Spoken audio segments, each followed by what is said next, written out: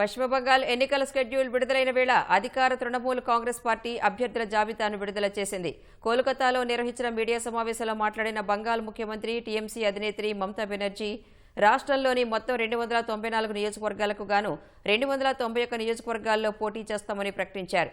డార్జిలింగ్ పర్వత ప్రాంతాల్లో ఉన్న మిగిలిన 3 నియోజకవర్గాలలో తమ మిత్రపక్షమైన భారతీయ గోర్ఖా ప్రజాతం త్రిక్ మోర్చా పోటీ చేస్తుందని తెలిపారు. తాను భవానీపూర్ నుంచి బరిలోకి దిగనున్నట్లు వివరించారు. ఈ ఎన్నికల్లో 226 స్థానాలకు పైగా కైవసం చేసుకుని భారీ విజయం సాధిస్తామని మమత విశ్వాసం వ్యక్తం చేశారు. టికెట్లు రాని నేతలు కార్యకర్తలకు పార్టీలో మంచి చోటు కల్పిస్తామని హామీ ఇచ్చారు.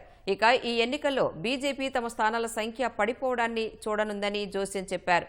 ప్రజా వ్యతిరేక విధానాలకు గాను బీజేపీకి తగిన బుద్ధి చెప్పే ఫలితాలు రానున్నాయని వివరించారు. బంగాల్ అసెంబ్లీకి ఏప్రిల్ 23, 29 తేదీల్లో 2 విడతల్లో ఓటింగ్ జరగనుంది. మే 4న ఫలితాలు వెల్లడించనున్నారు.